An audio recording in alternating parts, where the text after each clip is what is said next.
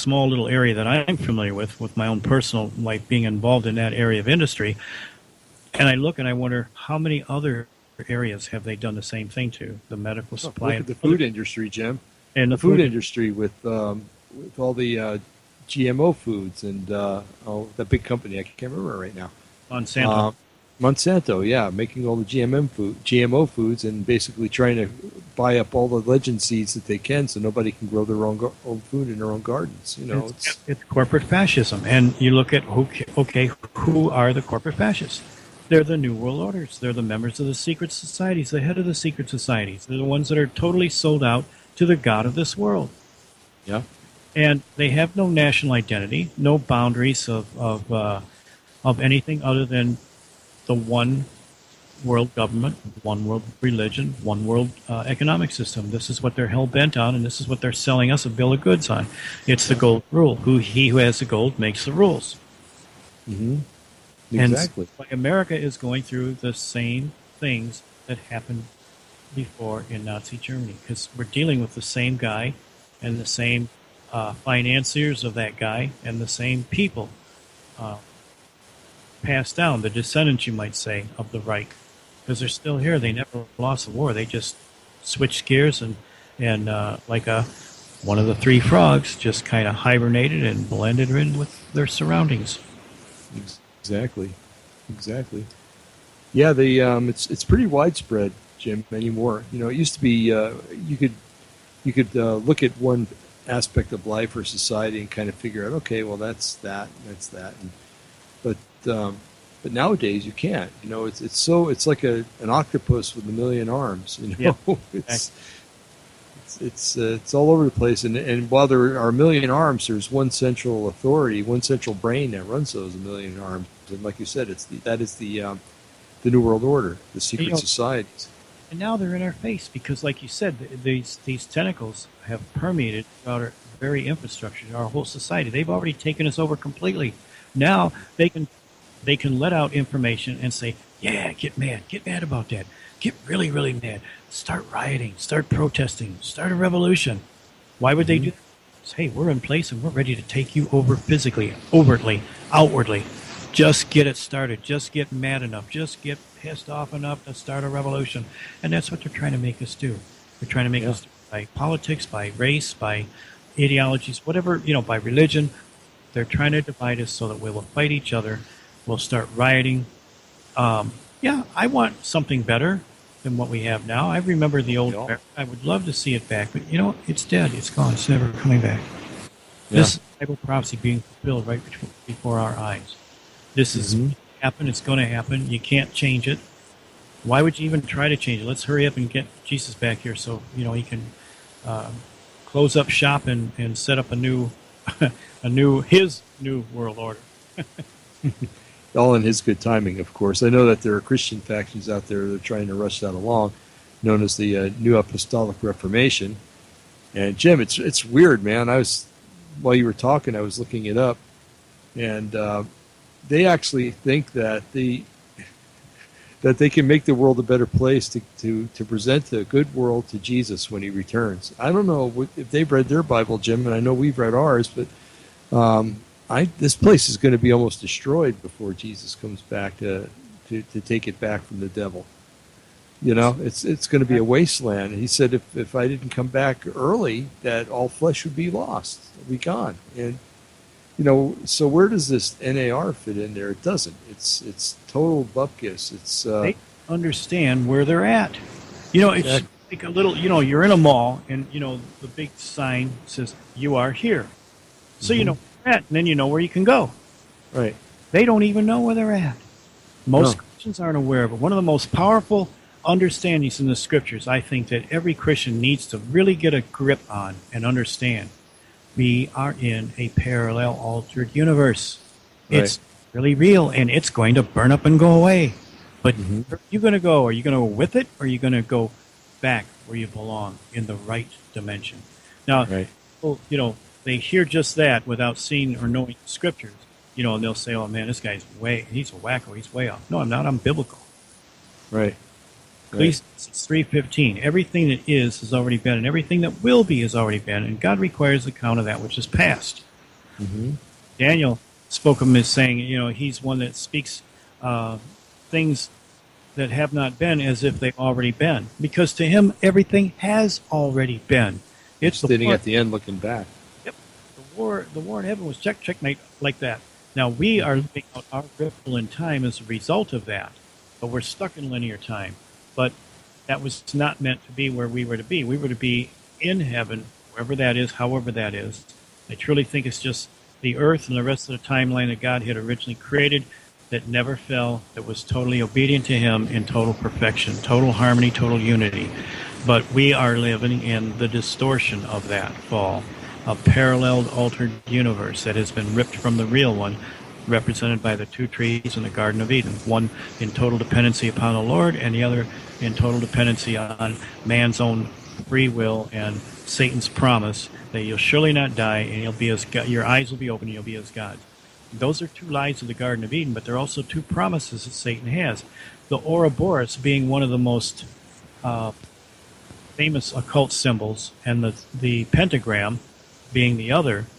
The pentagram is the five eye wills of Satan mentioned in Isaiah 14th chapter, where Satan literally has a 5-point plan of how he just thinks he's going to eternalize this fallen dimension.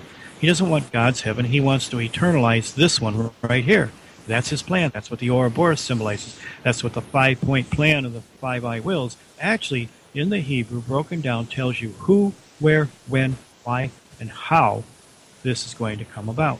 Yep. And deluded and insane, he thinks he's going to beat God at his own game.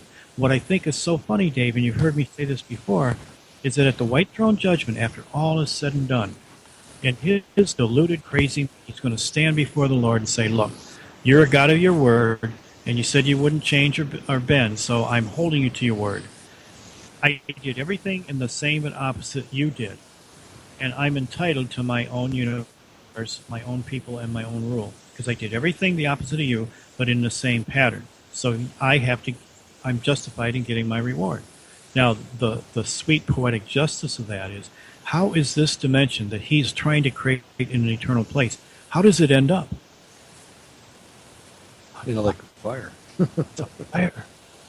So I can imagine the Lord, and this is after the 1,000-year reign, this is after Satan is let loose again for the final rebellion, and then we have the white throne judgment, and so he's standing there deluded saying, I'm entitled to this, and the Lord is going to probably say something like, well, Satan, I've got good news, and the good news is, yes, you are entitled to your own eternal place, because you did do everything the same but opposite. But because you did everything the opposite, you ended up with this burnt out wasteland of a universe. And guess what? That's your rule. It's called the lake of fire. It's what you made, it's what you produce, and it is now what you are going to dwell in forever. Depart from me, you that worketh iniquity. So that's perfect poetic justice, too. Yeah, for sure. And wow. We haven't done a real show on this, but maybe sometimes in the future we could do one on, I don't think we did one on CERN, did we? What CERN's really maybe going to do? I don't know. We had somebody on and we were talking about that, but I don't think we did an in-depth thing on it, no. Well, when I did my talk down in Plano, Texas for the Prophecy Club and did those DVDs, the Lord had started just downloading all this information from Job 41st chapter, and I come to realize, oh my gosh, CERN may be the very key that the angel is given to open up the bottomless pit. Then in Job 41, I find out that's exactly what's going to happen. There's going to be a folding or a blending of two different axes, or literally bottomless pits. One is etherical, one is very physical and real. It holds at the poles, the fact that the earth is hollow. But inside the etherical one, going from the devil's triangle to the devil's or dragon's sea, is a gulf fixed, as Jesus described. This is an electromagnetic kind of a field or holding tank that separates the upper from the lower chamber, but it also is a bottomless pit in itself. Everything that's trapped in there eventually is going to come out, but when it comes out, it's going to be during an Earth rotation, like we had in 2011, and there's a key that goes in. If you can imagine like a cylindrical lock, a key goes in, something twists, and it brings two axes together, opening them up, letting everything out. So everything that's caught in there, including, I believe, the Antichrist, will come out, but it'll come out because this act they say, well, they're trying to punch a hole into another dimension. What they are doing is they're folding these two axes together so that everything from the etherical, if you want to call it another dimension, fine, but it's not coming from any certain place. It's coming from when? It's coming from outside of time into time by destroying the time that we are locked into. So the Great Tribulation or agitation isn't just a shaking up of things politically or things on earth. Peter said that the Lord said that at one time I shook up the earth, and it was literally a physical displacement from the inner earth to the outer earth being separated or closed off from each other. But next time I will shake not only earth but the heavens also. So heaven is going to be rearranged, dislodged, disjointed, attacked. I know that sounds weird, and people would want to call me a heretic, but it's biblical. I've got all the scriptures to prove and support it. What is going to happen when Christ first died and then rose again? He didn't ascend into heaven. He first descended into the bowels of the earth. Right. So that being the case, if the Antichrist is a leader of one of 7 prior leaders, as Revelation 17th chapter says, the beast that was, is not, and yet is, Apollyon, comes out of the bottomless pit. He is a leader of he is of the 7 and leads the final 8th empire. This isn't an ecclesiastical organization. It's not a it's not an ecclesiastical organization. It's not a nation. It's first person singular amount. It has to be an individual person who's alive, dead, and then comes back. Now, that being the case, when he comes back alive, where does he go? In the same but opposite fashion of Christ, he doesn't descend into the bowels of the earth. He descends into heaven. Well, that's because he lives in the bowels of the earth all the time anyway, so he would have to go the opposite direction. But by doing it, how could he do that? Well, if CERN not only brings another dimension here, but in order for that to happen, it ends our whole sense of time. We're bound. Now, I got 2 scientists that have recently discovered or been proven scientifically, and it's not like, evolution. This is pretty solid science on physics, on the fact that they've discovered now from a NASA 11-year project, they discovered that the Earth is surrounded by a fabric of time. There's literally something around holding us in a linear timed existence that can be manipulated. Ezekiel 28th chapter said that some of the attributes that Satan was given, which is actually the different gemstones that are in the the priest wears. Yeah, the ephod. Yeah. These are used in context there. It's used as construction elements as an intertwining fence. This, I believe, is the electromagnetic grid that's over the Earth that scientists have just recently realized really exists.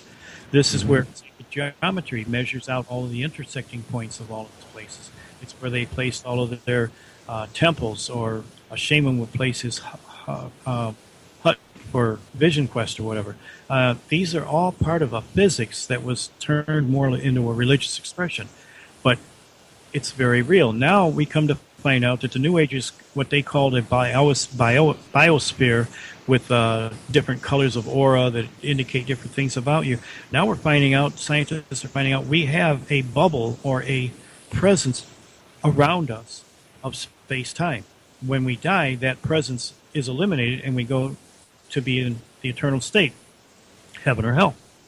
So the Earth is going to be, killed, died, taken out of its space-time linear existence and put into eternity. This is what CERN is going to do, not only opening up a pit, but it's also displacing us, agitating, which is a tribulation, putting us outside of time. As you had pointed out and showed me in a scripture in Revelations 10, there will be time will be no more. This is part of the tribulation period. Time ends as we know it. I can't even wrap my head around what that would be like, or would we even notice it? I don't even know. But it's the agitation, such as never has been before in all of history and never will be again, isn't just the unrest, political, the wars, World War III, or anything like that. It is the manipulation of space-time and putting us into a place that we don't have any business being, that enables earthbound elements of people to transport themselves into the third heaven. So people want to know, when did the war of heaven happen?